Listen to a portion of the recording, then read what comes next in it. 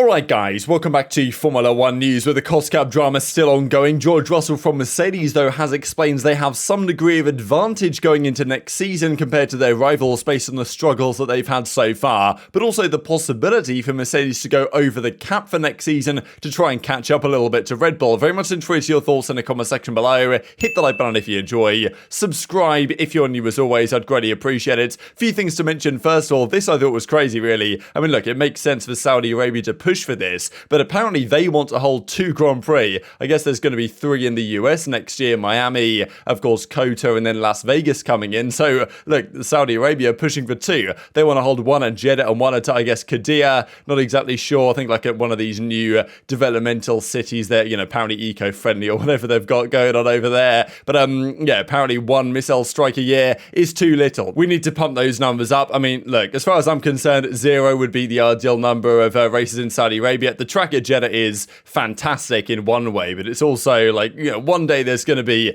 a bad accident that happens there, let's just say as well. But even Saudi Arabia says the following: we're really seeing the benefits of having these events for the kingdom. That's why we're investing so much. They want a second one. I mean, look, we saw the second event of this season, second race of this season in Saudi Arabia, that the missiles were going off, the drivers didn't want to drive, they did anyway, the race went ahead, and thankfully it was all okay. But yeah, the drivers wanted to get out of there ASAP, and now they want 2 races. I don't know if that's going to happen, to be perfectly honest here, but like, there's still going to be 1 for many seasons to come, even though after the Saudi Arabian Grand Prix this year, the talk was, look, I'm not going back there. At least that's what some of the drivers and teams were saying, unless Formula 1 can show that the safety is paramount, as was kind of called into question this season. This also to say, because a couple of days ago we mentioned that Alpine apparently are paying Gasly the same deal as Alonso was on. Apparently that falls into the range of about 15 million euros. Pretty big number, because I think Verstappen and Hamilton are on about 40 mil, which is obviously a lot, but you know, those are the 2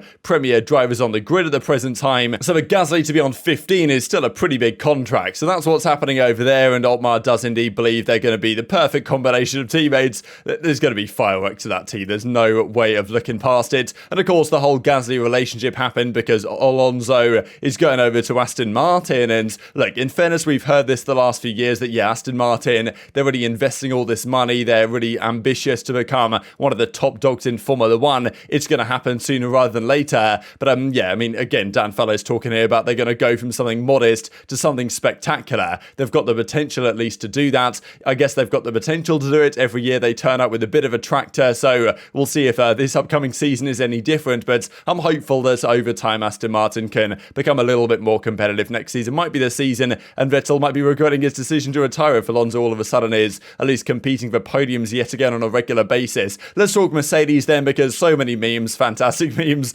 about you know, what might happen next season if Mercedes decide, you know what, if Red Bull are going to get fined or not particularly penalised that harshly for breaching the cost cap by about $2 million we think last year, then why don't we do the same, right? And yeah, the W14 could be something else if Mercedes just say, you know what, like you know, whatever you can do Red Bull, we can do better. And even Carlos Sainz, of course, from Ferrari, suggesting that, you know, car development is the core of Formula 1. There needs to be a high penalty associated with breaking this budget cap. So we don't expect it to be the kind of, the stripping Verstappen of his title. But if it's not that, then what else can they realistically do? They can take away wind tunnel testing time and budget for development for future seasons. That's probably more along the lines of what I expect them to do, and probably why Mercedes can't realistically get away with spending $400 million next year and just paying a hefty fine to win the championship, right? There should be further repercussions. You would think if that was to be the case, so I don't know that's going to happen, but look, if they don't clamp down hard on Red Bull this year, that's a problem they're going to have on their hands next year, the FIA, when all the top teams, and even some of the other teams maybe, push into that 5% zone and then, you know, pay whatever potential fine the FIA wants them to pay. And even Toto Wolff kind of doubling down and saying, look, the impact on the championship last year was significant.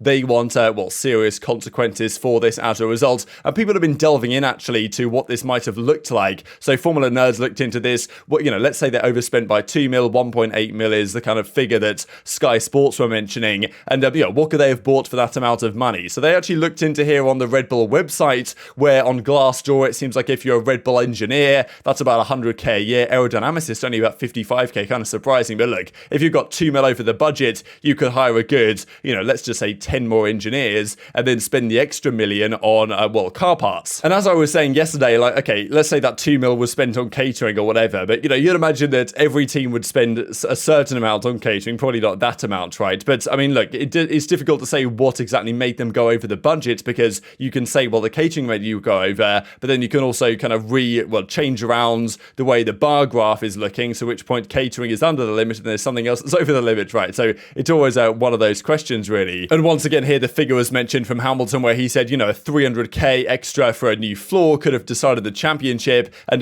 they reckon Red Bull themselves, the car costs about, for one Formula One car, it's about $12 to $15 million. But that's, mostly engine, transmission and chassis. Other parts are rather cheaper. This is another kind of analysis here, courtesy of F1 Destructors Championship. This is about how much it costs for, this is what you could buy with $2 million if you wanted to. Now, of course, this doesn't really consider extra development. So you might think, let's say you did have an extra $2 million to play with, you might hire an extra 10, 15 aerodynamicists or whatever, and then say, let's just produce a new front wing, new floor, new whatever. So yeah, apparently producing a front wing is about 125 grand, producing a new floor, 225 grand, all this type of stuff. So of course, rear wing, 100k, stuff like this. So, that might be what Red Bull were spending some of the money on. It's obviously difficult to say, but just kind of a ballpark estimation of actually that Red Bull could have got quite a lot for $2 million in terms of new car parts, that Mercedes believes and confirmed yesterday their belief, really, that they think they were bringing too many parts last year to the track, Red Bull, than the other teams were doing and were allowed to do, really, by the cost cap regulations. That's one side of things. The other side of things is this, that apparently Red Bull are still in discussion with the FIA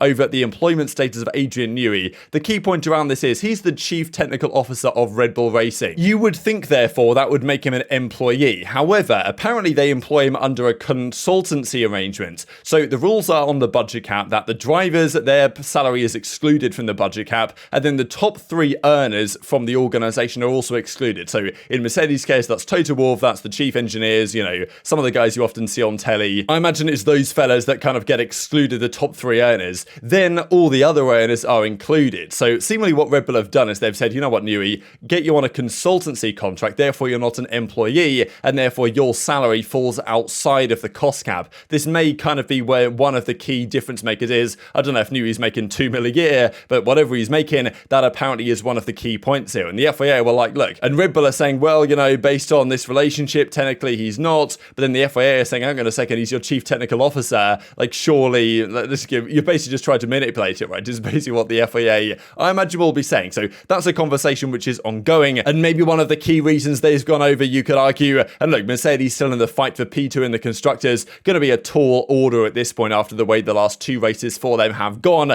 Pretty tragic scenes in Singapore and even in Japan as well. But one of the advantages of their car being pretty bad this year on the whole compared to Red Bull most certainly, and also Ferrari, is some advantage for next year. Russell has kind of said before that he believes some of the pitfalls Mercedes fell into are also likely to get fallen into by other teams as well, such that they understand more than they did before. And we usually see when new regulations come into effect that one team gets the head start, and that team will generally be the favourite for future seasons as well. They have more to build off of, but it's not like Mercedes can't potentially turn it around. And you know what they say, things like, the master is the one who has made the most mistakes but kept on going, quotes along those lines, kind of a similar idea. Red Bull, how many mistakes have they really made with their design? Not that many. They did a pretty good car. They were kind of concerned about it. I think I saw an article on recently, but they pretty much nailed it. Ferrari as well, even though after the flexi floor shenanigans, the technical directive not been looking so good for them, certainly in terms of tyre wear. So Mercedes have made more mistakes, therefore you could argue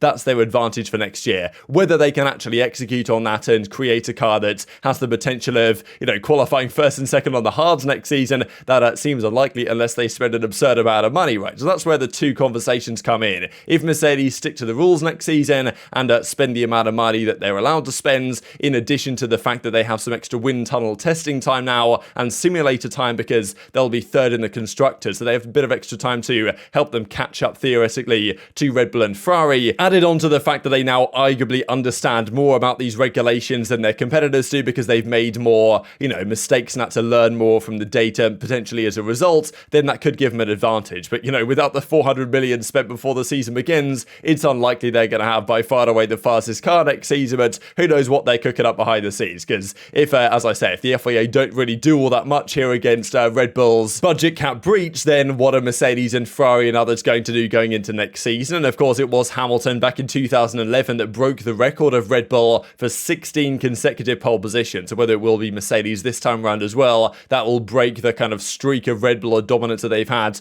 pretty much the entirety of this season if you look at the numbers on the whole. It would be nice to be able to be confident that Ferrari would be able to have a championship on their hands next season as well, but there's just so many issues with the Ferrari camp really that it makes it impossible to predict that they'll ever win a championship, at least while things stay as they presently are. I mean, look, after Australia last season, if you'd have told me that they'd have lost the championship with 4 races to go and probably lose the constructors with 3 races to go, it's like, yeah, damn, that's an all-time collapse. And just one thing to quickly mention here, because obviously in Suzuka, the whole, well, tractor on the track, Gasly, rain incident, the review of that they're doing is coming soon. So they're reviewing it right now. I think they're looking into how the recovery vehicle was able to go onto the track, what the implications of that were, who was at fault, how is this allowed to happen, this type of thing, and apparently their announcements will be coming soon. And also the drivers came up with a cool idea, which I think has been proposed for quite some time, effectively information laps. You go out, like, okay, basically in Japan, they were just sitting there in the pits doing nothing and hoping the rain would clear up. What you could do, just go out either behind the safety car or whatever, just do a few laps, get a feel for what the track is like, whether it's drivable, what the spray is looking like, at least, you know, help to clear some water off the track as a result of things, and then race control can make a much more informed decision as to what they actually do, whether they run the race or don't, or have to delay it further or whatever. So I think that's one thing to certainly consider going forwards. But next up is COTA, this time next weekend. We're back in Texas, baby. So very much intrigued to your thoughts on all this stuff in the comment section below. Hit the like button if you enjoyed. Subscribe if you're new. Take care, and I'll see you next time.